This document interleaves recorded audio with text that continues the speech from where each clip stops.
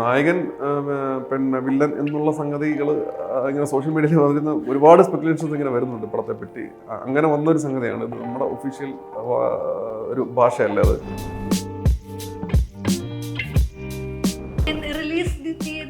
ഇല്ല, കൃത്യമായ ഡേറ്റ് പറഞ്ഞ് തീരുമാനമായിട്ടില്ല. പക്ഷെ ഏകദേശം പരിപാടികൾ അവസാന ഘട്ടത്തിലാണ്. അതുകൊണ്ട് പടം അധികം താമസിയാതെ തന്നെ വരും. അസുരനെ തേടിയുള്ള ദേവിയുടെ യാത്ര എന്നുള്ളത് തന്നെയാണോ അല്ലേ?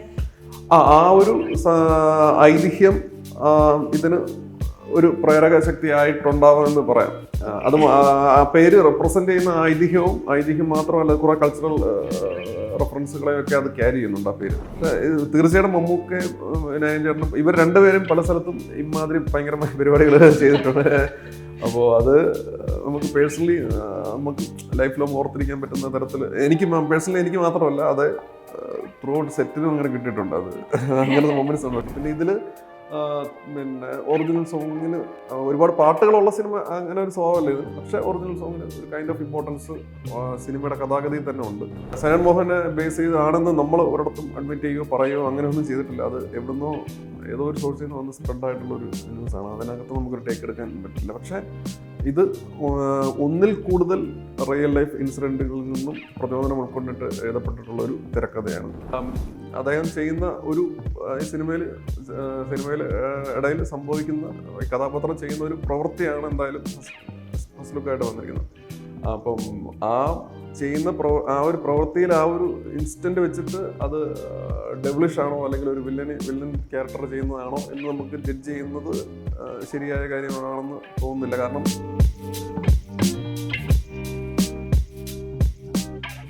നമസ്കാരം, വീഡിയോനോടൊപ്പം ഉള്ളത് ജിതിൻ കെ ജോസ്.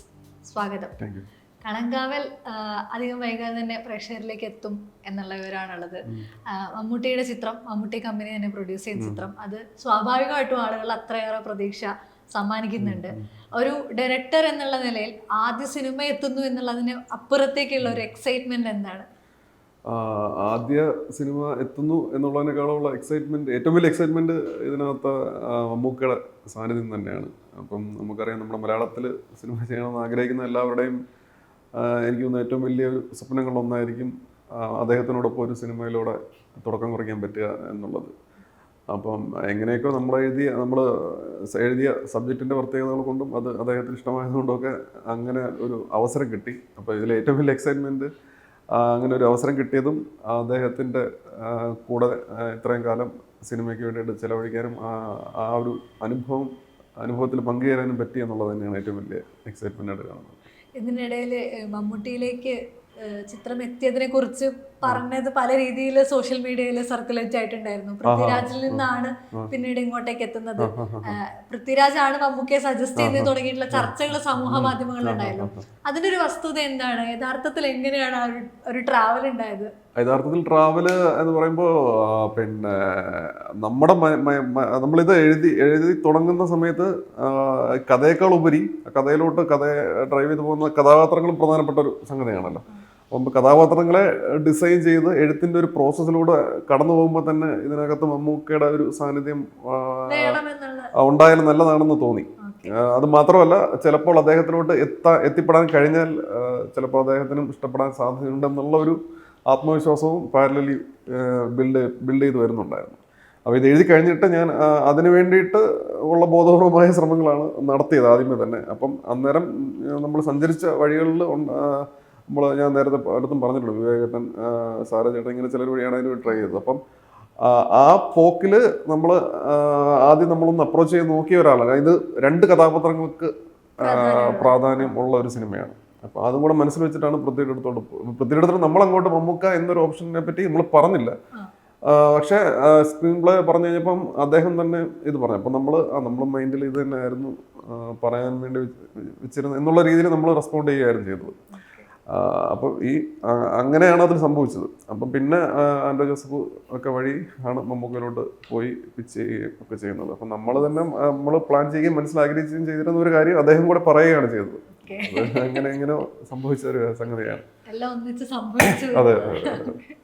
ഈ മമ്മൂട്ടി കമ്പനിയിലേക്ക് ഇപ്പം നവാഗതരെ സംബന്ധിച്ചിടത്തോളം അതൊരു വലിയ സ്പേസ് തന്നെയാണ്. പ്രത്യേകിച്ചും ഏറ്റവും നല്ല അറ്റ്മോസ്ഫിയറിൽ ഒരു തുടക്കം കുറിക്കാൻ തന്നെ ഒരുപാട് പേർക്ക് സ്പേസ് നൽകുക കൂടെയാണല്ലോ മമ്മൂട്ടി കമ്പനി ചെയ്യുന്നത്.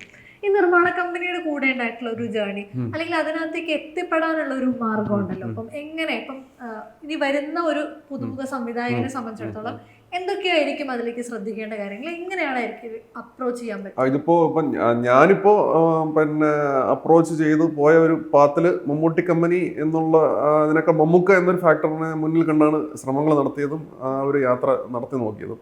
അപ്പോൾ ഗ്രാജുവലി പ്രോജക്റ്റ് അദ്ദേഹത്തിന് കൂടെ ഇഷ്ടപ്പെട്ടു, അദ്ദേഹം ചെയ്യാമെന്ന് സമ്മതിച്ചു. അത് പിന്നെ കുറച്ച് നാളം കഴിഞ്ഞിട്ടാണ് അത് കറക്റ്റ് ഷൂട്ട് ചെയ്യാമെന്നുള്ളൊരു തീരുമാനത്തിലോട്ടൊക്കെ മുന്നോട്ട് പോകുന്നത്. ആ സമയത്താണ് മമ്മൂട്ടി കമ്പനി ഇത് നിർമ്മിക്കാമെന്നുള്ള ഒരു തീരുമാനത്തിലോട്ട് വരുന്നത്. എനിക്ക് തോന്നുന്നു അതിൻ്റെ പ്രധാനപ്പെട്ട ഒരു ഡിസൈനിങ് ഫാക്ടർ അദ്ദേഹം തന്നെ ആയിരിക്കുമല്ലോ സ്വാഭാവികമായിട്ടും. അപ്പോൾ അങ്ങനെ ഒരു തീരുമാനത്തിലോട്ട് വന്നപ്പോൾ നമുക്കതൊരു കൂടുതൽ സന്തോഷം തോന്നിയ ഒരു സംഗതിയാണ്. കാരണം അവർ മമ്മൂട്ടി കമ്പനി കുറേ തുടക്കം തൊട്ടേ ചെയ്തു വരുന്ന സിനിമകളുടെ ഒരു പ്രത്യേകതകളും അതിൻ്റെ ഒരു വൈവിധ്യവും ഒക്കെ കാരണം അതിൽ കുറച്ചും കൂടെ ഒരു സന്തോഷവും ഇതൊക്കെ തോന്നി. പിന്നെ പ്രാക്ടിക്കാലിറ്റിയിലോട്ട് വരുമ്പം മമ്മൂട്ടി കമ്പനി ആയത് കൊണ്ട് വളരെ നല്ലൊരു അനുഭവമായിരുന്നു ടോട്ടാലിറ്റിയിൽ. ജോർജ് ചേട്ടനും സുനിൽ സിംഗ് അങ്ങനെ കുറച്ച് പേരാണ് അതിലെ കാര്യങ്ങൾ പ്രധാനമായിട്ടും ഡീൽ ചെയ്യുകയൊക്കെ ചെയ്യുന്നത്. അപ്പോൾ അവരുടെ ഭാഗത്ത് നിന്ന് പൂർണ്ണമായ സപ്പോർട്ട് ഉണ്ടായിരുന്നു. ഇപ്പോൾ നമ്മളിപ്പം ഫിലിം മേക്കിങ്ങിൽ അറിയാം ഒരുപാട് വെല്ലുവിളികൾ നേരിടേണ്ടി വരും. ലോജിസ്റ്റിക് വൈസ് ആണെങ്കിലും മാനേജ്മെൻറ്റ് പരമായിട്ടാണെങ്കിലും പിന്നെ കാസ്റ്റ് ക്രൂ ഇങ്ങനെയുള്ള ഒരുപാട് മനുഷ്യരെ നമുക്ക് കണക്ട് ചെയ്യും, ഒരുപാട് പേരോട് ഇത് സംസാരിക്കുകയൊക്കെ ചെയ്യേണ്ടതായിട്ടൊക്കെ വരും. അപ്പം നമുക്ക് ആ ഒരു പ്രോസസ്സിലൊന്നും യാതൊരു ബുദ്ധിമുട്ടും ആൾക്കാരിലോട് കണക്ഷൻ ചെയ്യുന്ന കാര്യത്തിലാണെങ്കിലോ അല്ലെങ്കിൽ നമ്മൾ ഈ പറഞ്ഞ ലൊക്കേഷൻസ് തിരഞ്ഞു പോകുന്നതിനോ ഫിക്സ് ചെയ്യുന്നതുമായിട്ട് ബന്ധപ്പെട്ട് അങ്ങനെ മാനേജ്മെൻറ്റുമായിട്ട് പരമായിട്ട് ബന്ധപ്പെട്ടുള്ള കാര്യങ്ങളിലാണെങ്കിലും ഇത്തരം തിരഞ്ഞെടുപ്പുകളുടെ കാര്യത്തിലാണെങ്കിലും നമ്മൾ പറയുന്ന ഓപ്ഷൻസിനെ അവർ സ്വീകരിക്കുന്ന രീതികളിലൊക്കെ ആണെങ്കിലും വളരെ സൗഹാർദ്ദപരമായും നമുക്കൊരു ബുദ്ധിമുട്ടുണ്ടാകാത്ത രീതിയിലാണ് അവർ ഡീൽ ചെയ്തത്. പിന്നെ സ്വാഭാവികമായിട്ട് ആദ്യമായിട്ട് സംവിധാനം ചെയ്യുന്ന ഒരാളെ ഈ ഒരു പ്രോജക്റ്റ് ഇതുപോലെ ഒരു വലിയൊരു പ്രോജക്റ്റിലോട്ട് അസോസിയേറ്റ് ചെയ്ത് പോകുമ്പോൾ ഒരു പ്രൊഡക്ഷൻ കമ്പനിക്ക് അവരുടേതായ ആങ്സൈറ്റീസ് ഒക്കെ ഉണ്ടാകേണ്ടതാണ്. പക്ഷെ അങ്ങനെ ഉള്ള ഏതെങ്കിലും ഒരു സംഗതികൾ അവർക്ക് ഉണ്ടായിരിക്കുക ഇല്ലെന്ന് ഞാൻ പറയുന്നില്ല എനിക്ക്. പക്ഷെ അത് നമ്മളെ അറിയിക്കുന്ന രീതിയിലുള്ള ഏതെങ്കിലും ഒരു സമീപനമോ ഒന്നും നമുക്ക് ഫീൽ ചെയ്തിട്ടില്ല. അത്രയും കംഫർട്ടബിൾ ആയിട്ടാണ് അവർ നമുക്ക് കാര്യങ്ങളൊക്കെ പ്രൊവൈഡ് ചെയ്തതും ത്രൂ ഔട്ട് ദ പ്രോസസ്സ് നമുക്ക് സപ്പോർട്ട് ചെയ്തതും. അപ്പോൾ അത് അങ്ങനെ ഒരു പ്രൊഡക്ഷൻ നമുക്കിപ്പോൾ നമ്മുടെ കൂടെ പിന്നെ സിനിമ ചെയ്യണമെന്ന് ആഗ്രഹത്തിൽ നിൽക്കുന്നവരും സിനിമ ചെയ്യുന്നവരുമായ സുഹൃത്തുക്കളും പരിചയക്കാരും ഒരുപാട് പേരുണ്ട്. അപ്പോൾ അവരുടെയൊക്കെ അനുഭവത്തിൽ ഒരുപാട് അനുഭവങ്ങളെപ്പറ്റി നമുക്ക് ബോധ്യമുണ്ട്. അതൊക്കെ വെച്ച് നോക്കുമ്പോൾ ഈ കമ്പനിയോടെ വർക്ക് ചെയ്യാൻ പറ്റിയതൊരു ഭാഗ്യമായിട്ട് കരുതുന്നു. തുടക്ക സിനിമ തന്നെ. അതെ. ഈ കഥ നരേറ്റ് ചെയ്ത് കഴിയുമ്പോൾ ഒരു ക്യാരക്ടറിന്റെ ഒരു സ്കെച്ച് മാത്രമായിരിക്കുമല്ലോ നമ്മളൊരു ആക്ടർക്ക് കൊടുക്കുന്നത്. അപ്പൊ മമ്മൂട്ടിയെ സംബന്ധിച്ചിടത്തോളം ആൾക്ക് കിട്ടുന്ന ഒരു വൺ ലൈൻ ആയിരിക്കാം, അല്ലെങ്കിൽ ഈ സ്ക്രിപ്റ്റിൽ എന്താണ് ആ ക്യാരക്ടർ എന്നുള്ളതായിരിക്കാം. ഈ ക്യാരക്ടറിന്റെ ഒരു നരേഷൻ കിട്ടിക്കഴിഞ്ഞ് ഈ കഥാപാത്രത്തിലേക്കുള്ള ഒരു നടന്റെ ജേർണി കൂടിയില്ലേ, അതിന് ആ ഒരു പ്രിപ്പറേഷൻ എങ്ങനെയായിരുന്നു മമ്മൂട്ടിയുടെ? അല്ലെ അതിനകത്ത് എന്തൊക്കെ തരത്തിലുള്ള കമ്മ്യൂണിക്കേഷൻസ് ആണ് അവിടെ ഉണ്ടാവുന്നത്? പ്രധാനമായിട്ടും ഒരു വൺ ലൈൻ ആയിട്ട് പറയുന്നേക്കാളും അത് ഞാനങ്ങനെ നല്ല രീതിയിൽ വൺ ലൈൻ പറയാൻ കേപ്പബിൾ ആയിട്ടുള്ള ഒരാളല്ല എൻ്റെ ഒരു രീതി വെച്ചിട്ട്. ഇപ്പം ഞാൻ സ്ക്രീൻ പ്ലേ കംപ്ലീറ്റ് ആയിട്ടാണ് നരേറ്റ് ചെയ്യുകയാണ് ചെയ്തത്. അതിനകത്ത് പിന്നെ വിഷ്വലിലും എഡിറ്റിങ്ങിലും മ്യൂസിക്കിലും ഒക്കെ നമ്മൾ ചെയ്യാൻ ഉദ്ദേശിക്കുന്ന കാര്യങ്ങളെ പറ്റിയുള്ള സൂചനകളും എല്ലാം. അപ്പോൾ ആദ്യമായിട്ട് സംവിധാനം ചെയ്യുന്ന ആളെ സംബന്ധിച്ച് അത് ഇച്ചിരി ബുദ്ധിമുട്ടുള്ള പരിപാടിയാണ് നമ്മുടെ മൈൻഡിലുള്ള സിനിമ ഒന്ന് കമ്മ്യൂണിക്കേറ്റ് ചെയ്യുക എന്നുള്ളത്.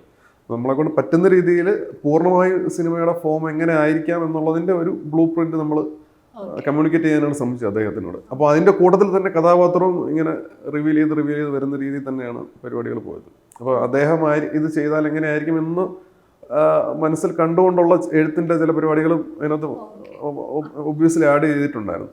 അപ്പോൾ സ്ക്രീൻ പ്ലേയിൽ നിന്ന് തന്നെ ഏകദേശം കഥാപാത്രത്തെ പറ്റിയുള്ള ഒരു പിക്ചർ കിട്ടുന്നുണ്ടായിരുന്നു. അത് കഴിഞ്ഞിട്ടുള്ള ചർച്ചകളിലും നമുക്ക് അദ്ദേഹം ചെയ്താൽ എങ്ങനെയായിരിക്കും എന്നുള്ള ചില സങ്കല്പങ്ങളും ഉണ്ടായിരിക്കും. പിന്നെ അദ്ദേഹം വരുന്നതിൻ്റെതായ ഒരു എക്സൈറ്റ്മെൻറ്റും നമുക്ക് കാണുമല്ലോ. അപ്പോൾ നമ്മൾ കമ്മ്യൂണിക്കേറ്റ് ചെയ്യുമ്പോൾ നമ്മളെപ്പോലെ തന്നെ എക്സൈറ്റഡ് ആയിട്ട് തന്നെയാണ് അദ്ദേഹം ആ കഥാപാത്രത്തെയും സമീപിക്കുന്നതെന്ന് നമുക്ക് ഇൻഡയറക്റ്റ്ലി മനസ്സിലാകുന്നുണ്ടായിരുന്നു.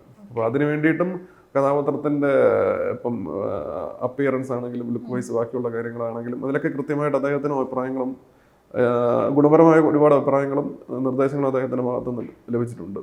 അപ്പോൾ അതിനുവേണ്ടി അദ്ദേഹത്തിൻ്റെ രീതിയിൽ അത്യാവശ്യം പ്രിപ്പയർ ചെയ്തിട്ടൊക്കെ തന്നെയാണ് ഇപ്പോൾ സെറ്റിലോട്ട് വന്നത് പോലും. അപ്പോൾ പല സീനിലും നമുക്ക് അതുകൊണ്ട് തന്നെ ആ ഫിലിം മേക്കിംഗ് പ്രോസസ്സ് ഭയങ്കര രസമുള്ള ഒരു പരിപാടിയായിരുന്നു. അദ്ദേഹത്തെ പോലെ ഒരു വലിയൊരു നടൻ വന്ന് ഇപ്പം നമ്മൾ എഴുതി വെച്ചിരിക്കുന്ന ഒരു കഥാപാത്രം അല്ലെങ്കിൽ ആ കഥാപാത്രം പറയുന്ന കാര്യങ്ങളും ഇമോട്ട് ചെയ്യുന്ന ഇമോഷൻസും ഒക്കെ ആണെങ്കിൽ പോലും അദ്ദേഹം ചെയ്യുമ്പോൾ അതിനകത്ത് ഒബ്വിയസ്ലി ഒരു ഒരു ഒരു ഒരു എക്സ് ഫാക്ടർ ആഡ് ചെയ്ത് വരുമല്ലോ. അപ്പോൾ ആ ഒരു പ്രോസസ്സിങ് ഭയങ്കര ആസ്വാദികരമായിരുന്നു. അപ്പം അത് മാത്രമല്ല, അപ്പം അദ്ദേഹത്തെ പോലെ ഒരു സീനിയർ ആയിട്ടുള്ള ഒരു നടനാണ്, ഇത്രയും എക്സ്പീരിയൻസും പരിപാടികളൊക്കെ ഉള്ളതാണ്. എന്നാൽ പോലും നമുക്ക് അങ്ങനെ ടെൻഷൻ അടിപ്പിക്കുകയോ ബുദ്ധിമുട്ടുണ്ടാക്കുകയോ ചെയ്യേണ്ട അവസരങ്ങളൊന്നും ഉണ്ടാകാത്ത രീതിയിൽ സ്മൂത്തായിട്ട് പോകാൻ പറ്റി. അത് അദ്ദേഹത്തിൻ്റെ സപ്പോർട്ടും അതുപോലെ നമുക്ക് കിട്ടിയ ക്രൂവിൻ്റെയും പ്രൊഫഷണൽ എല്ലാവരുടെയും ഒരു ക്യുമുലേറ്റീവ് ആയിട്ടുള്ള ഒരു എഫോർട്ട് അതിന് പുറകിലുണ്ടെന്ന് തോന്നുന്നു. അത് നല്ല അനുഭവമായിരുന്നു. നമ്മൾ സാധാരണ കേൾക്കാറ് മമ്മൂട്ടി വളരെ ക്ഷുഭിതനായിട്ടുള്ള ഒരു മനുഷ്യനാണ് എന്നുള്ള തരത്തിലുള്ളതാണ് കേട്ടിട്ടുള്ളത്. പക്ഷെ ഇതിന് ഷൂട്ട് തുടങ്ങി കുറച്ച് ദിവസത്തിനുള്ളിൽ തന്നെ ഒരു ഫോട്ടോ അപ്ലോഡ് ചെയ്തിരുന്നു, തൊപ്പി വെച്ചിരുന്നു. അതിനുശേഷം മമ്മൂട്ടി എടുത്തൊരു ഫോട്ടോയും അപ്ലോഡ് ചെയ്തിരുന്നു. അതൊന്ന് മനസ്സിലാവുന്നത് വളരെ രസകരമായിട്ടുള്ള ഒരു അപ്രോച്ചാണ് ഉണ്ടായിരുന്നത്.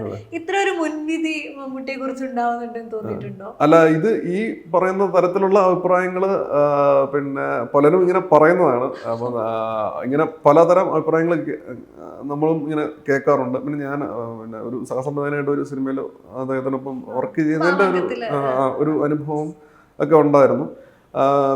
പക്ഷെ നമ്മുടെ അതുപോലെ തന്നെ ഇപ്പോഴത്തെ അദ്ദേഹത്തിൻ്റെ നിലവിലുള്ള അദ്ദേഹത്തിൻ്റെ രീതികളും കാര്യങ്ങളെ പറ്റി പല അഭിപ്രായങ്ങളും നമുക്കറിയാം. പക്ഷെ എൻ്റെ വ്യക്തിപരമായ അനുഭവത്തിൽ അങ്ങനെ ഒരു ക്ഷുഭിതമായ ഭാവമോ അങ്ങനെയുള്ള പ്രശ്നങ്ങളോ ഒന്നും നമുക്ക് അഭിമുഖീകരിക്കേണ്ടി വന്നിട്ടില്ല. അദ്ദേഹം കൃത്യമായിട്ട് എന്താണ് കഥാപാത്രം എന്ന് മനസ്സിലാക്കി അതിന് അദ്ദേഹത്തിൻ്റെതായ രീതിയിൽ പ്രിപ്പയറായി വന്ന് പെർഫോം ചെയ്ത് പോകുന്ന അത് നല്ല അനുഭവമായിരുന്നു. അതിൻ്റെ കൂട്ടത്തിൽ പിന്നെ അദ്ദേഹം വളരെ പ്ലസൻ്റായിട്ടും അതോടൊപ്പം ഒരു കൈൻഡ് ഓഫ് എക്സൈറ്റഡ് ആയിട്ടും തന്നെയാണ് ഷൂട്ടിൽ പങ്കെടുത്തതെന്നാണ് എനിക്ക് ഇത് ചെയ്തത്. അപ്പം നമുക്കിപ്പം ചില ദിവസങ്ങളിലൊക്കെ പിന്നെ ലൈറ്റ് നൈറ്റൊക്കെ ഷൂട്ട് പോവുകയും നമുക്ക് അതുപോലെ പല ലൊക്കേഷൻസിൽ പോയി ഷൂട്ട് ചെയ്യേണ്ട സാഹചര്യങ്ങളുണ്ടാകും. എറണാകുളത്തോ ഈ പരിസര പ്രദേശങ്ങളിൽ മാത്രമല്ല, പല കന്യാകുമാരി, നാഗർകോവിൽ, ഇങ്ങനെ പല സ്ഥലങ്ങളിലും പോയിട്ട് ഷൂട്ട് ചെയ്യും. അങ്ങനെയുള്ള കുറേ ചരിത്രം ഇതിനകത്തുണ്ട്. അപ്പോൾ ആ സമയങ്ങളിലൊക്കെ അദ്ദേഹം വളരെ കോപ്പറേറ്റീവായിട്ടാണ് സഹകരിച്ചത്. ഈ പറയുന്ന പിന്നെ ചന്ദ്ര പറഞ്ഞ ആ മൊമെന്റ്സും ഭയങ്കര ചെറിഷ് ചെയ്യാൻ പറ്റുന്ന മൊമെന്റ്സ് ആയിരുന്നു. അതെ, തൊപ്പി എടുത്തതും പിന്നെ അതേ ദിവസം ഷൂട്ട് ചെയ്യുന്നതിൻ്റെ ഇടയിലാണ് പെട്ടെന്ന് അദ്ദേഹം സ്റ്റിൽ ഇതൊക്കെ വിളിച്ചിട്ട് ഡയറക്ടർ ഒരു ഫോട്ടോ എടുക്കാന്ന് പറഞ്ഞു ഫോട്ടോ. അപ്പോൾ അങ്ങനെ ശരിക്കും ആ ഒരു വൈബിൽ തന്നെയാണ് പോയത്. അപ്പോൾ അതുകൊണ്ട് നമുക്കും പ്രോസസ്സ് വളരെ എൻജോയ് ചെയ്ത് പോകാൻ പറ്റി. വളരെ ഹാപ്പി ആയിരുന്നു പരിപാടിയിൽ. അപ്പൊ ഇതിനകത്തേക്ക് മേജർലി 2 ക്യാരക്ടേഴ്സ്, ഈ 2 പേരുടെ യാത്രയാണെന്ന് മുൻപ് പറഞ്ഞിട്ടുണ്ടല്ലോ. മമ്മൂട്ടിയുടെ അതുപോലെ തന്നെ ഇമ്പോർട്ടന്റ് ആയിട്ടുള്ള ക്യാരക്ടറാണ് വിനായകൻ്റെതെന്നും പറഞ്ഞിട്ടുണ്ട്. ഈ 2 പേരും ഈ സമീപകാലത്ത് ചെയ്തിട്ടുള്ള കഥാപാത്രങ്ങളിലൊന്നും ഒരു പ്രെഡിക്റ്റബിലിറ്റി ഇല്ല, അല്ലെങ്കിൽ ഇവരെ ഏത് വേഷത്തിലേക്ക് വേണമെങ്കിലും നമുക്ക് പ്ലേസ് ചെയ്യാമെന്നുള്ള ഒരു ധാരണ ആളുകളുണ്ടല്ലോ. അതുകൊണ്ട് ഇമേജ് ബ്രേക്കിംഗ് വളരെ ഈസി ആയിട്ട് സംഭവിക്കും എന്നുള്ള തോന്നലുണ്ടായിട്ടുണ്ടോ? ഈ രണ്ട് കഥാപാത്രങ്ങളാണ് പ്രധാനമായിട്ടും സിനിമയിലുള്ളത്. അതുപോലെ ഒരുപാട് കഥാപാത്രങ്ങൾ വേറെ ഉണ്ട്. അധികം നമ്മൾ റിവീൽ ചെയ്തിട്ടില്ല. പക്ഷെ പ്രധാനപ്പെട്ട 2 കഥാപാത്രങ്ങൾ ചെയ്തത് ഇവർ തന്നെയാണ്. അപ്പം 2 പേരും അപ്പം ഈ പറയുന്ന പോലെ ഒന്ന് സ്റ്റീരിയോടൈപ്പുകൾ ബ്രേക്ക് ചെയ്തുകൊണ്ടിരിക്കുന്ന ഒരു യാത്രയിലാണ് ഇപ്പം. അപ്പം പ്രത്യേകിച്ച് ഈ പറഞ്ഞ പോലെ വിനായകൻ്റെ കാര്യത്തിലാണെങ്കിലും അദ്ദേഹവും ഇപ്പം അദ്ദേഹത്തിനെ പറ്റി നമ്മുടെ മൈൻഡിലോട്ട് വരുന്ന ഇമേജ് അദ്ദേഹം ചെയ്ത കഥാപാത്രങ്ങളുമായിട്ട് കണക്റ്റഡ് ആയിട്ട് ആയിരിക്കും. അപ്പം ചെയ്ത് വന്ന കഥാപാത്രം കുറച്ച് മാറിയുള്ള ഒരു ക്യാരക്ടറാണ് ഇതിൽ ചെയ്തിരിക്കുന്നത്. അപ്പം നമുക്കുണ്ടായ ഒരേ സമയം നമ്മുടെ ഒരു ഹൈയും അല്ലെങ്കിൽ ഒരു എക്സൈറ്റ്മെൻറ്റും അത് തന്നെയായിരുന്നു. ഈ കഥാപാത്രത്തിന് ഒരു പ്രത്യേകതയുണ്ട്. അത് അദ്ദേഹം ചെയ്യുമ്പോൾ ഒബ്വിയസ്ലി അദ്ദേഹം അത് ഡെലിവറി വേറൊരു രീതിയിലായിരിക്കും ഡെലിവറി ചെയ്യാൻ പോകുന്നത് അപ്പോൾ അതിൻ്റെ ഒരു എക്സൈറ്റ്മെൻറ്റ് നമുക്ക് ഉണ്ടായിരുന്നു. ഷൂട്ടിൻ്റെ സമയത്തും അങ്ങനെ തന്നെയായിരുന്നു. അദ്ദേഹം ആ കഥാപാത്രം എന്താണെന്ന് കൃത്യമായിട്ട് മനസ്സിലാക്കി. ഇപ്പം എനിക്ക് തോന്നുന്നത് ഈവൻ പറയുന്ന ഓരോ മൈന്യൂട്ട് ഡയലോഗ്സ് പോലും അതിനെ കൃത്യമായിട്ട് മനസ്സിലാക്കി അതിനെപ്പറ്റി കൃത്യമായിട്ട് ചർച്ച ചെയ്തിട്ടും ഒക്കെയാണ് അദ്ദേഹം ചെയ്തുകൊണ്ടിരുന്നത്. അപ്പോൾ ആക്ടേഴ്സ് ആയിട്ടുള്ള ആൾക്കാരുമായിട്ടും ഒരു ഗീവ് ആൻഡ് ടേക്ക് പരിപാടിയിൽ അങ്ങനെ ഒരു ടോട്ടൽ ഡിസൈനിങ് പരിപാടിയിൽ അദ്ദേഹം കൃത്യമായിട്ട് കോൺട്രിബ്യൂട്ട് ചെയ്താണ് പോയത്. അപ്പോൾ അത് ടോട്ടൽ ഫിലിം മേക്കിങ്ങിനെ വളരെ പോസിറ്റീവായ രീതിയിൽ സ്വാധീനിച്ചിട്ടുണ്ട്. മമ്മൂക്കയുടെ ഭാഗത്തും ഇതേ സംഗതി വേറൊരു രീതിയിലാണ് അദ്ദേഹം ഇത് ചെയ്യുന്നത്. പിന്നെ ഇവർ തമ്മിലുള്ള കോമ്പിനേഷൻ സീൻസും ഇതുപോലെ തന്നെ അത് ആ ഒരു പ്രോസസ്സ് ഭയങ്കര രസമുള്ള പരിപാടിയായിരുന്നു. ഇവര് തമ്മിലും വലിയ രീതിയിൽ കൊടുക്കൽ വാങ്ങലുണ്ടായിട്ടുണ്ടെന്ന് മുന്നേ പറഞ്ഞിട്ടുണ്ട്. അത് വിനായകൻ ചേട്ടനെ സജസ്റ്റ് ചെയ്തിട്ടുണ്ടായിരുന്നു മമ്മൂട്ടിയാണെന്ന് പറഞ്ഞിരുന്നു. ഇവർ തമ്മിലുള്ള ഒരു കെമിസ്ട്രി എങ്ങനെയായിരുന്നു? കാരണം നമ്മൾ ഒരിക്കലും അത്ര ഒരു കോമ്പിനേഷൻ, പ്രത്യേകിച്ച് ആദ്യം വന്നിട്ടുള്ളത് മമ്മൂട്ടി വില്ലനാകുന്നു വിനായകൻ നായകനാകുന്നു എന്നുള്ള രീതിയിലാണല്ലോ. ഇവർ തമ്മിലുള്ള ഒരു കോമ്പിനേഷൻ എങ്ങനെയാണ് ഫീൽ ചെയ്തത്? പിന്നെ ഈ പറയുന്ന പിന്നെ ഈ നായകൻ പിന്നെ വില്ലൻ എന്നുള്ള സംഗതികൾ ഇങ്ങനെ സോഷ്യൽ മീഡിയയിൽ വരുന്ന ഒരുപാട് സ്പെക്കുലേഷൻസ് ഇങ്ങനെ വരുന്നുണ്ട് പടത്തെ പറ്റി. അങ്ങനെ വന്നൊരു സംഗതിയാണ് ഇത്. നമ്മുടെ ഒഫീഷ്യൽ ഒരു ഭാഷയല്ല അത്. പിന്നെ ഇവർ തമ്മിൽ ഉള്ള പ്രോസസ്സ് ഭയങ്കര രസകരം. ഇവർ തമ്മിൽ ഒരു കൈൻഡ് ഓഫ് സൗഹൃദ അന്തരീക്ഷത്തിലാണ് മൊത്തത്തിൽ സെറ്റിൽ ഉണ്ടായിരുന്നത്. അപ്പോൾ അതിൻ്റെ ഒരു രസം പിന്നെ ഇവർ തമ്മിൽ കോമ്പിനേഷൻ സീൻസിലാണെങ്കിലും അല്ലാത്തപ്പോഴൊക്കെ ആണെങ്കിലും അതിൻ്റെ ഒരു രസം ഉണ്ടായിരുന്നു. ഇപ്പോൾ ഒരുമിച്ച് പോകേണ്ട പല സന്ദർഭങ്ങളും വരുമല്ലോ. അപ്പം അത് ഇപ്പോൾ ഇത്രയും സീനിയറായിട്ടുള്ള 2 നടന്മാരാണ്. അപ്പം അവരുടെ രീതികളുണ്ട്. അപ്പോൾ ഇത് ഇവർ ഒരുമിച്ച് വരുമ്പോൾ എന്തായാലും അതിൻ്റെതായ ഒരു കെമിസ്ട്രി അവിടെ ഉണ്ടാകും. അപ്പോൾ അതും നല്ല അനുഭവമായിരുന്നു മൊത്തത്തിൽ. അതെങ്ങനെയൊക്കെ വന്നു എന്നുള്ളത് സിനിമയെ ഇല്ല, കൃത്യമായ ഡേറ്റ് പറഞ്ഞ് തീരുമാനമായിട്ടില്ല. പക്ഷെ ഏകദേശം പരിപാടികൾ അവസാന ഘട്ടത്തിലാണ്. അതുകൊണ്ട് പടം അധികം താമസിയാതെ തന്നെ വരും. അപ്പം റിലീസ് ഡേറ്റ് ആകുമ്പോൾ അപ്പം തന്നെ നമ്മൾ ഒഫീഷ്യലി അത് ഡിക്ലെയർ ചെയ്യുന്നതാണ്. ഈ നവംബറിൽ തന്നെ ഷൂട്ടിംഗ് പാക്കപ്പ് ആയിട്ടുണ്ടായിരുന്നു. പക്ഷെ അതിനുശേഷം മമ്മൂട്ടിക്ക് ഒരു ബ്രേക്ക് എടുക്കേണ്ട അവസ്ഥ വന്നിട്ടുണ്ടായിരുന്നു. ആരോഗ്യ സ്ഥിതിയൊക്കെ അത് ഏതെങ്കിലും തരത്തിലുള്ള സിനിമയെ ബാധിക്കുകയും ഇല്ല. അത് മറ്റ് സിനിമകളെ പറ്റി എനിക്ക് പറയാനുള്ള അതോറിറ്റി ഇല്ല. നമ്മുടെ സിനിമ അങ്ങനെ ബാധിച്ചിട്ടില്ല. നമ്മുടെ സിനിമ അതിന്റെ പോസ്റ്റ് പ്രൊഡക്ഷൻ സ്റ്റേജിലാണ് നമ്മുടെ സിനിമ ഇപ്പം മുന്നോട്ട് പോകൊണ്ടിരിക്കുന്നത്. ഓക്കെ. ഈ പേര് കളങ്കാവൽ എന്ന് പറഞ്ഞ പേര് റിവീൽ ആയപ്പോൾ മുതൽ പലതരത്തിലുള്ള നേരത്തെ പറഞ്ഞ പോലത്തെ സ്പെക്കുലേഷൻസ് സോഷ്യൽ മീഡിയയിൽ ഉണ്ടാകുന്നുണ്ടല്ലോ. അതില് ഇൻട്രസ്റ്റിംഗ് ആയിട്ട് തോന്നിയൊന്ന് ഇത് തിരുവനന്തപുരത്തുള്ളൊരു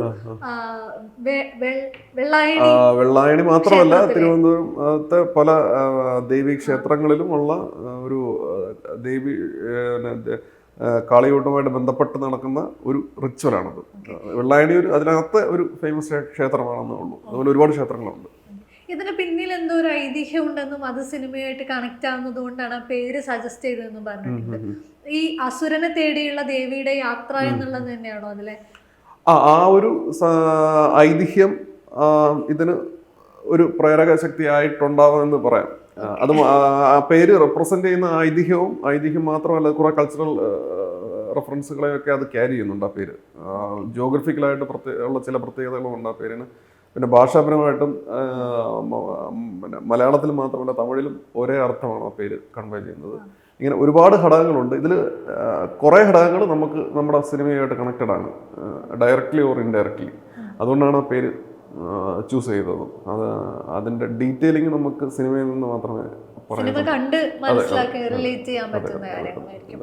ഈ പറഞ്ഞതുപോലെ തന്നെ ഒരു കഥയാകുന്നു, കഥ സിനിമയാകുന്നു, സിനിമ റിലീസാകുന്നു എന്ന് പറയുന്നത് നീണ്ട പ്രോസസ്സാണല്ലോ. ഇപ്പം നമ്മൾ ഇപ്പൊ കഥയെക്കുറിച്ച് ചിന്തിക്കുന്ന കാലഘട്ടത്തിലല്ല തീർച്ചയായിട്ടും അത് റിലീസാവുന്നത്. അത്രയും കാലം ഒരു സംവിധായകനെ സംബന്ധിച്ചിടത്തോളം ആ സമയത്തിൽ കൂടി ഇൻവെസ്റ്റഡ് ആണ്. അതിന് സമാന്തരമായിട്ട് തന്നെ സിനിമ മുന്നോട്ട് പോകുന്നുണ്ട്, അവിടെ മാറ്റങ്ങൾ വരുന്നുണ്ട്. ഇതിനോട് അപ്ഡേറ്റ് ആവുക എന്ന് പറയുന്നത് സംവിധായകനെ സംബന്ധിച്ചിടത്തോളം എക്സ്ട്രാ എഫേർട്ട് വേണ്ട പരിപാടിയാണല്ലോ. അങ്ങനെ തോന്നിയിട്ടുണ്ടോ? അതായത് ഫ്യൂച്ചറിസ്റ്റിക് ആയിട്ട് വേണം നമ്മൾ ചിന്തിക്കാൻ എന്നുള്ള ഒരു തോന്നലുണ്ടായിട്ടുണ്ടോ?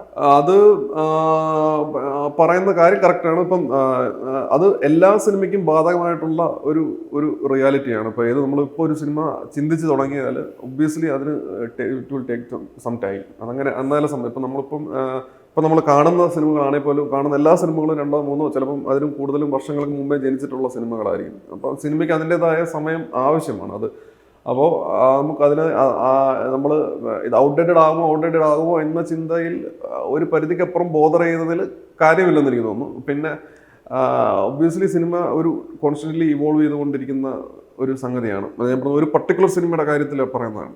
അത്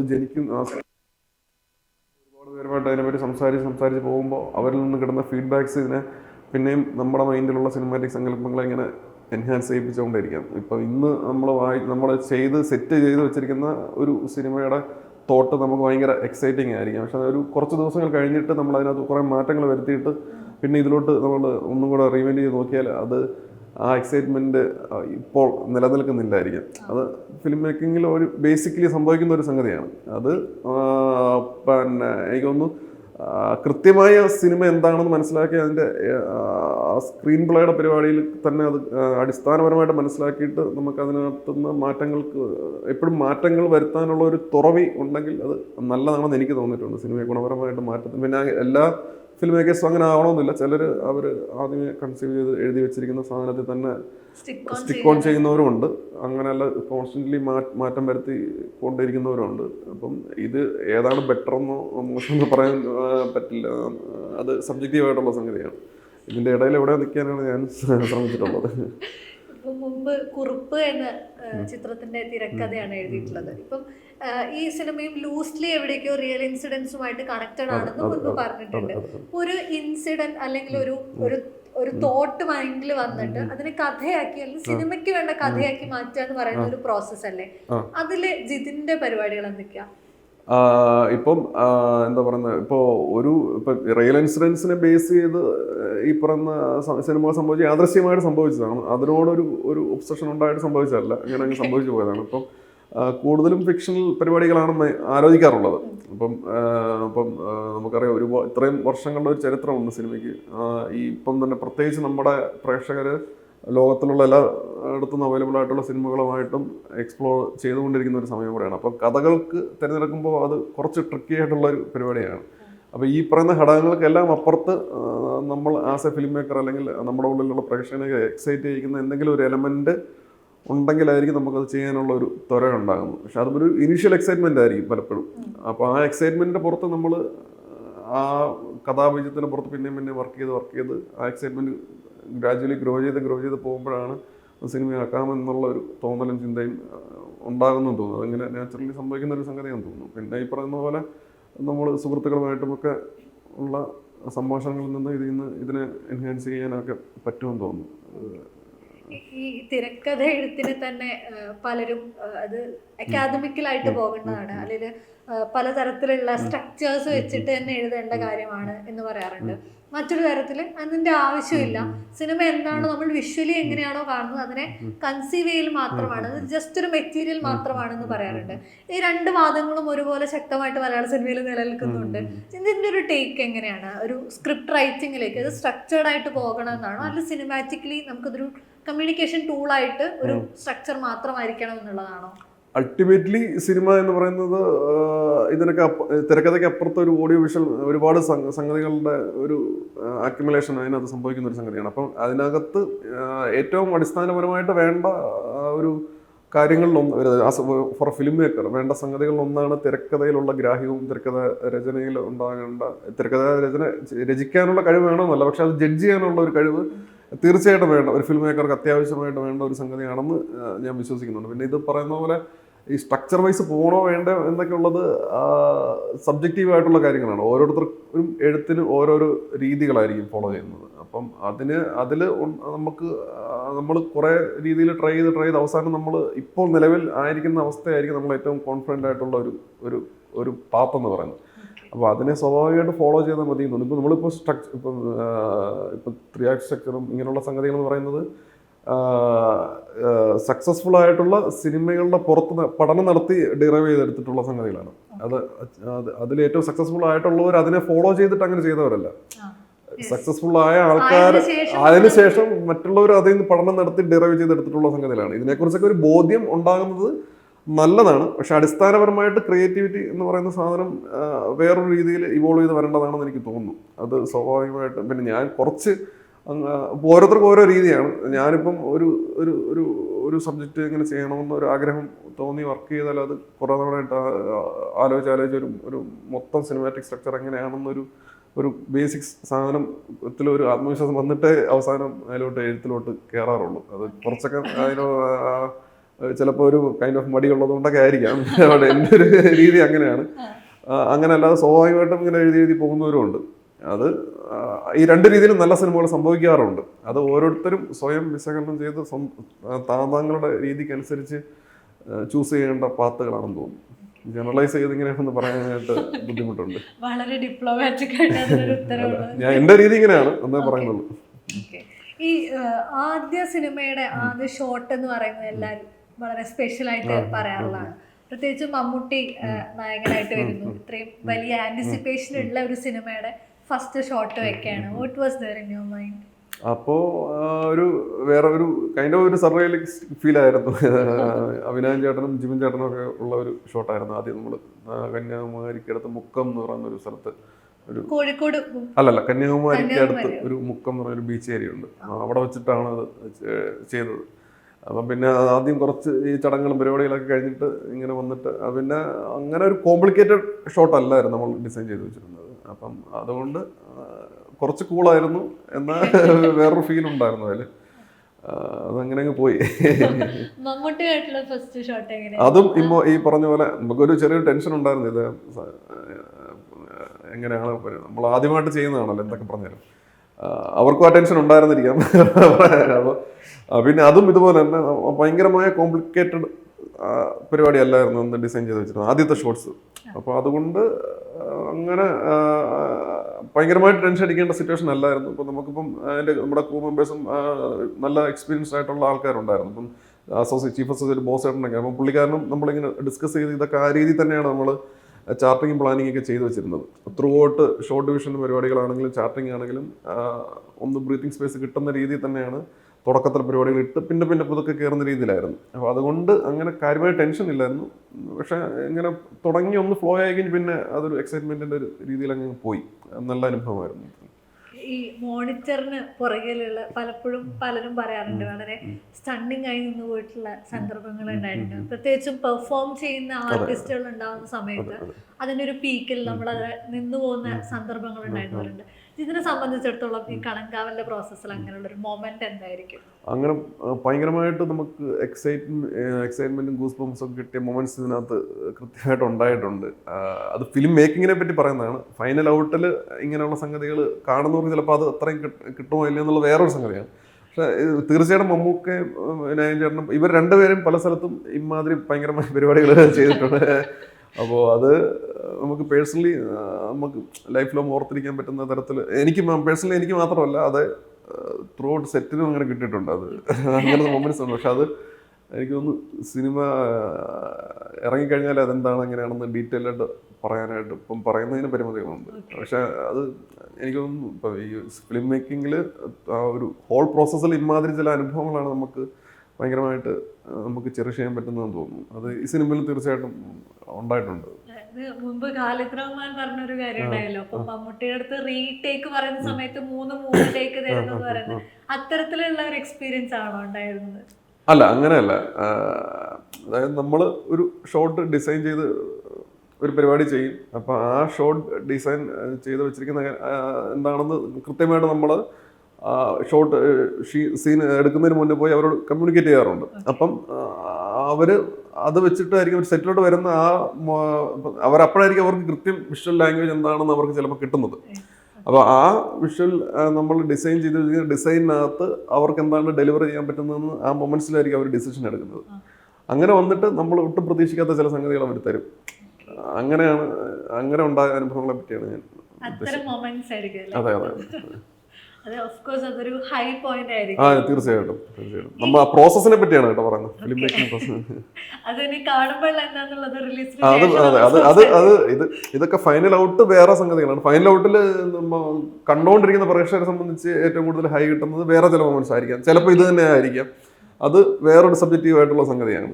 ഇത് വേറൊരു സംഗതിയാണ്. മുജീബ് മജീദാണ് ഇതിന്റെ സംഗീതം ഒരുക്കുന്നത്. ഇപ്പം കിഷ്കിന്ധാകാന്ഡത്തിൽ തന്നെയാണെങ്കിലും വളരെ ഹോണ്ടിങ് ആയിട്ട് ഒരു ത്രില്ലർ സിനിമയെ സംബന്ധിച്ചിടത്തോളം നമ്മൾ മ്യൂസിക്കിന് എത്രത്തോളം പ്രാധാന്യം ഉണ്ട് എന്നുള്ള ചോദ്യം നിൽക്കുമ്പോഴാണ് അതിനെ വളരെ ഡീപ്ലി ഹോണ്ടിങ് ആയിട്ടുള്ള സംഗീതം അദ്ദേഹം തരുന്നത്. ഇപ്പൊ കളങ്കാവലിനെ സംബന്ധിച്ചിടത്തോളം ഏകദേശം അതുപോലെ ത്രില്ലർ സ്വഭാവത്തിൽ അല്ലെങ്കിൽ പാട്ടുകൾക്ക് നമ്മൾ ഒറ്റ നോട്ടത്തിൽ ഇത്രയും ഇമ്പോർട്ടൻസ് ഉണ്ട് പ്രതീക്ഷിക്കാത്തൊരു സിനിമയാണല്ലോ. മുജീബ് മജീദിന്റെ ഒരു കോൺട്രിബ്യൂഷൻ, അദ്ദേഹമായിട്ടുള്ള ഒരു വർക്കിംഗ്. അദ്ദേഹവുമായിട്ട് എനിക്ക് മുന്നേ പരിചയമൊന്നും ഉണ്ടായിരുന്നില്ല. എനിക്കൊന്ന് ഷൂട്ട് തുടങ്ങുന്നതിന് കുറച്ച് മുന്നേ വരെയും നമ്മൾ കുറേ മ്യൂസിക് ഡയറക്ടർ എന്നുള്ള രീതിയിൽ കുറേ ഓപ്ഷൻസിനെ പറ്റി ഇങ്ങനെ ചർച്ചകൾ നടക്കുന്നുണ്ടായിരുന്നു. അപ്പം ഷൂട്ട് തുടങ്ങുന്ന ഒരു പരിപാടി തീരുമാനം പെട്ടെന്നാണ് സംഭവിക്കുന്നത്. അപ്പം ആ ഒരു സമയത്ത് കിഷ്കിന്ധാകാന്ഡം റിലീസ് ചെയ്ത ഒരു സമയമായിരുന്നു. അപ്പം എൻ്റെ ഒരു സുഹൃത്താണ് ഇങ്ങനെ മെസ്സേജ് അയച്ചത്, മ്യൂസിക് ഡയറക്ടർ നിങ്ങൾ ഫിക്സ് ചെയ്തോ, ചെയ്തില്ലെങ്കിൽ ഇത് കണ്ടിട്ട് ഒരു തീരുമാനം എടുക്കാവുള്ളതെന്നൊക്കെ പറഞ്ഞു. അങ്ങനെയാണ് അപ്പുറം പോയി ഒന്ന് നമ്മൾ കാണാൻ പറ്റുന്ന ഒരു സിറ്റുവേഷൻ പക്ഷെ പോയി കണ്ടപ്പോഴത്തേനും അത് കണക്റ്റായി, ഭയങ്കരമായിട്ട് ഇഷ്ടപ്പെട്ടു. സിനിമയും ഭയങ്കര വേറൊരു തലത്തിൽ പോയൊരു സിനിമയാണ്. അതിനകത്ത് മ്യൂസിക് കൃത്യമായിട്ട് പടത്തിനെ എൻഹാൻസ് ചെയ്യാനായിട്ട് സഹായിക്കുകയൊക്കെ ചെയ്തിട്ടുണ്ടെന്ന് മനസ്സിലായി. അങ്ങനെയാണ് ഞാനിങ്ങനെ പ്രൊഡക്ഷനിൽ ഇങ്ങനെ ഒരു സജഷൻ കൊടുക്കുന്നത്. അവർക്കും അത് ഓക്കെ ആയിരുന്നു. അങ്ങനെ അപ്പം അങ്ങനെയാണ് അദ്ദേഹത്തെ, അത് വളരെ നല്ലൊരു തീരുമാനം തന്നെയായിരുന്നു എന്ന് പിന്നെ കുറച്ചും കൂടെ ബോധ്യപ്പെട്ടു എന്ന് പറയാം. കാരണം അദ്ദേഹം ആ രീതിയിൽ കോൺട്രിബ്യൂട്ട് ചെയ്തിട്ടുണ്ട്. പിന്നെ ഇതില് പിന്നെ ഒറിജിനൽ സോങ്ങിന് ഒരുപാട് പാട്ടുകളുള്ള സിനിമ അങ്ങനെ ഒരു സോങ്ങല്ല ഇത്. പക്ഷെ ഒറിജിനൽ സോങ്ങിന് ഒരു കൈൻഡ് ഓഫ് ഇമ്പോർട്ടൻസ് സിനിമയുടെ കഥാഗതിയിൽ തന്നെ ഉണ്ട്. അതിലും അദ്ദേഹം വളരെ നല്ല രീതിയിൽ കോൺട്രിബ്യൂട്ട് ചെയ്തിട്ടുണ്ട് എന്നാണ് എൻ്റെ പേഴ്സണൽ ആയിട്ടുള്ള.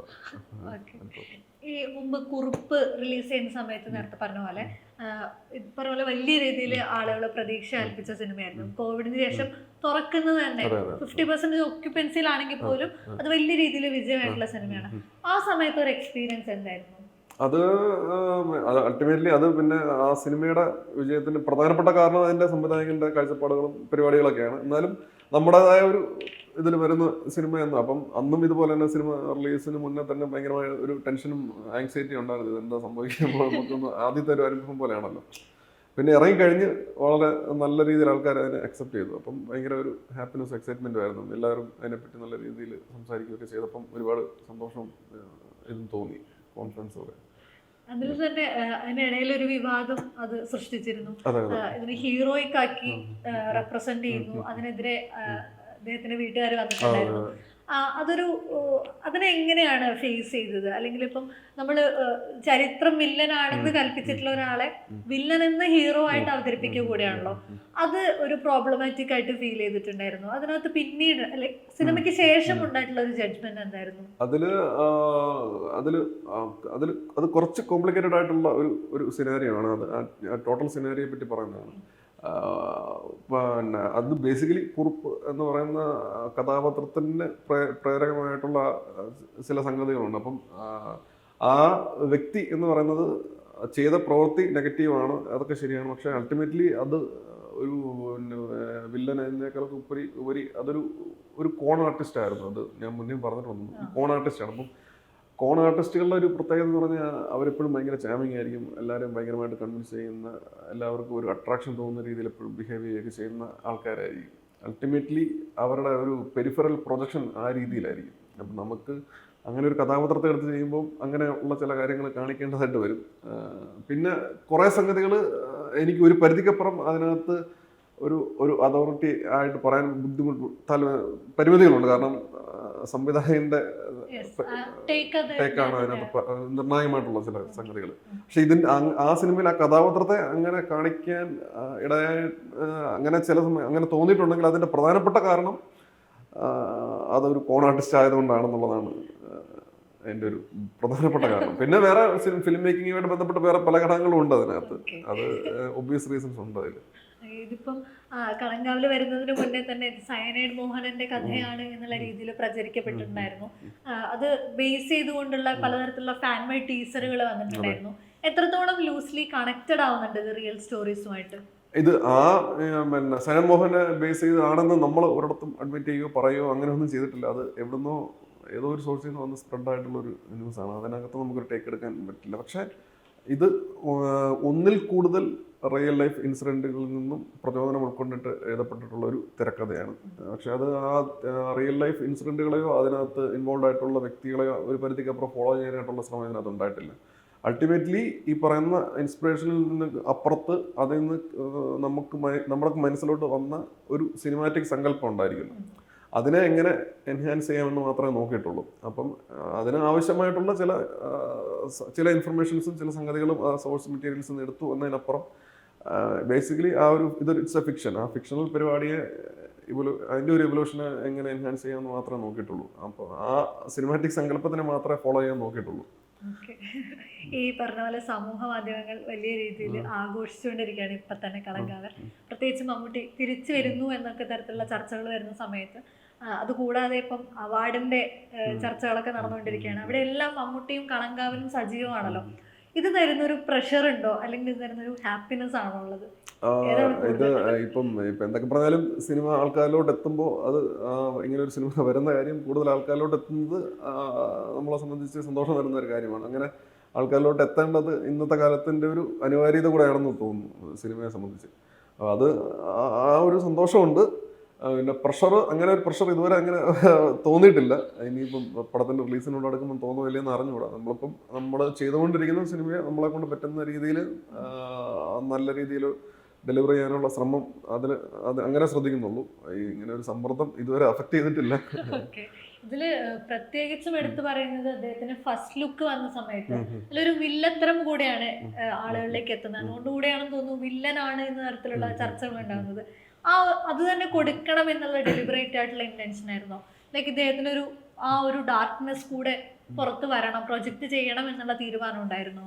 അത് നമ്മൾ ഫോർ ഒബ്വിയസ് റീസൺ നമുക്കറിയാം, നമ്മളൊരു ഫസ്റ്റ് ലുക്ക് കൊടുക്കുമ്പം ആൾക്കാരിലോട്ട് അത് കൃത്യമായിട്ട് പെനിട്രേറ്റ് ചെയ്യണം എന്നുള്ള ഒബ്വിയസ് റീസൺ അതിൻ്റെ പുറകിലുണ്ട്. പിന്നെ രണ്ടാമത് പറഞ്ഞ ചോദിച്ച ചോദ്യത്തിലോട്ട് വന്നാൽ, അദ്ദേഹം ചെയ്യുന്ന ഒരു സിനിമയിൽ ഇടയിൽ സംഭവിക്കുന്ന കഥാപാത്രം ചെയ്യുന്ന ഒരു പ്രവൃത്തിയാണ് എന്തായാലും ഫസ്റ്റ് ലുക്കായിട്ട് വന്നിരിക്കുന്നത്. അപ്പം ചെയ്യുന്ന ഒരു പ്രവൃത്തിയിൽ ഒരു ഇൻസ്റ്റന്റ് വെച്ചിട്ട് അത് ഡെവിളിഷ് ആണോ അല്ലെങ്കിൽ ഒരു വില്ലൻ ക്യാരക്ടർ ചെയ്യുന്നതാണോ എന്ന് നമുക്ക് ജഡ്ജ് ചെയ്യുന്നത് ശരിയായ കാര്യമാണെന്ന് തോന്നുന്നില്ല. കാരണം നമുക്ക് തന്നെ അറിയാം, ഇപ്പോൾ ഒരുപാട് സിനിമകളിൽ പ്രധാനപ്പെട്ട കഥാപാത്രങ്ങളും, ഞാൻ ഉദ്ദേശിക്കുന്നത് പ്രൊട്ടഗോണിസ്റ്റ് ആയിട്ടുള്ള ആൾക്കാർ തന്നെ ഇതിന് ഭീകരമായ വയലൻസുകളും പരിപാടികളും ചെയ്യുന്ന സിനിമകൾ വരുന്നുണ്ട്, ഇപ്പം പണ്ട് തൊട്ടുണ്ട്. അപ്പോൾ അവിടെയൊക്കെ അതിനൊക്കെ മിക്കവാറും കാര്യങ്ങൾക്ക് ജസ്റ്റിഫിക്കേഷൻ ഉണ്ടായിരിക്കും. ആൾക്കാർക്ക് അവരോട് ചേർന്ന് നിൽക്കാൻ തോന്നിയേക്കാം ഇമാതിരി കാര്യങ്ങൾ ചെയ്യുമ്പോൾ. അതുകൊണ്ട് അങ്ങനത്തെ ഒരു ഇൻസ്റ്റന്റ് വെച്ചിട്ട് കഥാപാത്രം നെഗറ്റീവ് ഷെയ്ഡാണെന്ന് നമുക്ക് സ്ഥാപിക്കാൻ പറ്റില്ല. പക്ഷെ നെഗറ്റീവ് ഷെയ്ഡ് അല്ലെന്ന് പറയാനും പറ്റില്ല. അത് സിനിമ സംസാരിക്കേണ്ട കാര്യമാണ്. ചെയ്യുന്ന പ്രവൃത്തി എന്ത് പർപ്പസാണ് എന്നതിനെ ഡിപ്പെൻഡ് ചെയ്തിരിക്കുമല്ലോ അതിന്റെ ഷെയ്ഡ് എന്താണെന്നുള്ളത്. ബാക്കി ഇനി സിനിമ സംസാരിക്കട്ടെ, സിനിമയ്ക്ക് ശേഷം നമുക്ക് സംസാരിക്കാൻ പറ്റട്ടെ. Hopefully. Thank you and all the best. Okay, thank U.